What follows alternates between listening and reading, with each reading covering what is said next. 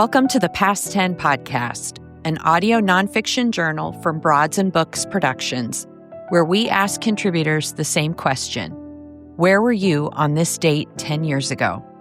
And our writers respond with a personal essay in 1,000 words or less. This is Callie, and on today's episode, mystery and suspense novelist Heather Gudenkauf reads her essay about the date April 10th, 2009. Heather is the Edgar Award-nominated New York Times and USA Today best-selling author of 11 novels, including The Overnight Guest and her most recent thriller, The Perfect Hosts. Her debut novel, The Weight of Silence, was an instant New York Times bestseller and remained on the list for a whopping 22 weeks.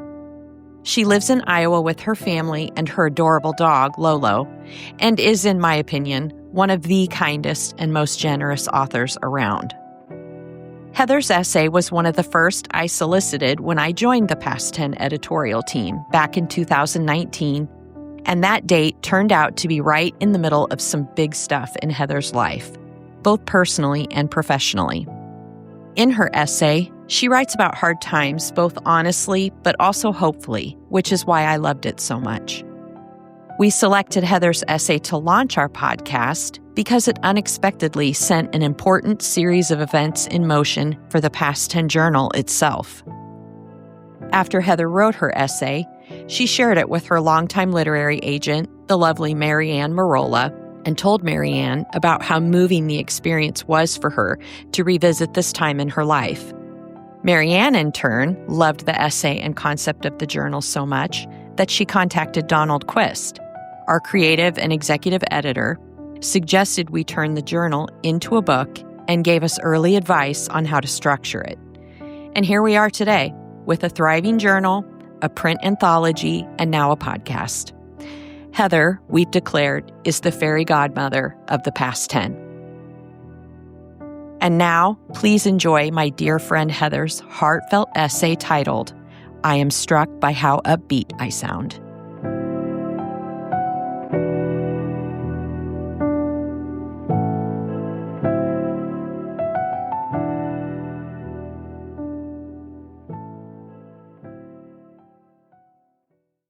"10 years ago, on April 10th, I was working as an instructional coach at my local school district, preparing for the release of my first novel and spending typical family time with my husband and 3 kids.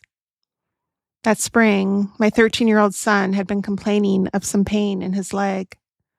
I was convinced that it was growing pains. After all, he had shot up to nearly 6 feet tall in a short amount of time and was very active.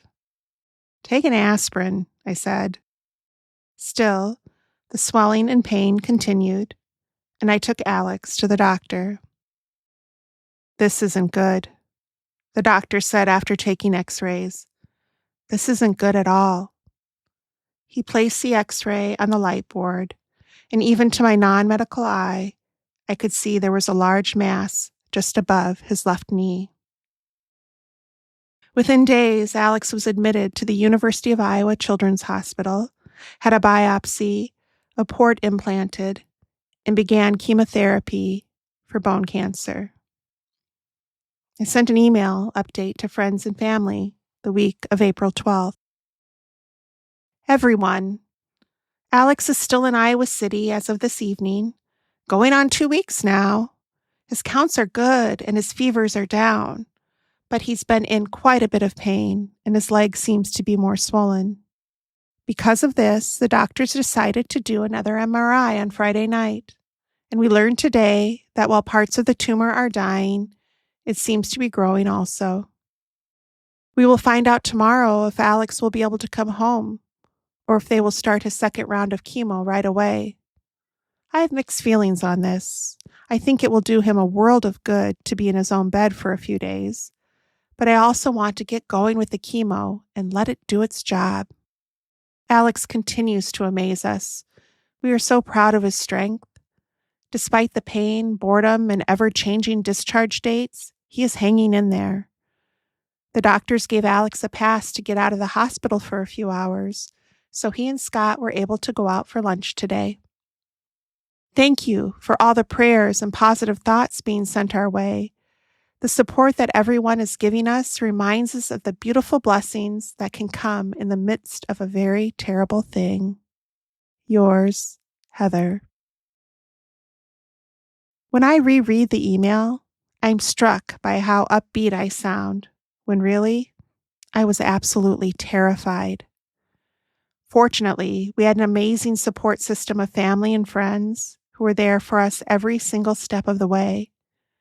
My husband was a rock, and whenever I felt like I was going to give everything over to fear, I'd look to him, and the world would seem to right itself a bit. During the 9 months of treatment, Alex had dozens of inpatient visits, plummeting white blood cell counts, numerous fevers, a blood clot, a faulty port that needed to be replaced, blood transfusions, and had his leg amputated.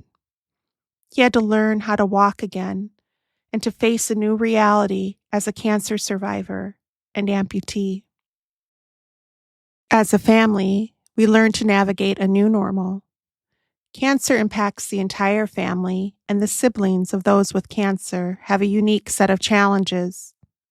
For me, I was scared, heartbroken, and so grateful for the top-notch health care my son received from the world-class doctors and nurses at the University of Iowa Children's Hospital. 10 years later, Alex is cancer-free, a college graduate, and one of the bravest people I know. His sisters have grown into compassionate, strong young women. We are so proud of them all. And today, more than ever, those final words of that 10-year-old email still ring true. Beautiful blessings can come in the midst of a very terrible thing.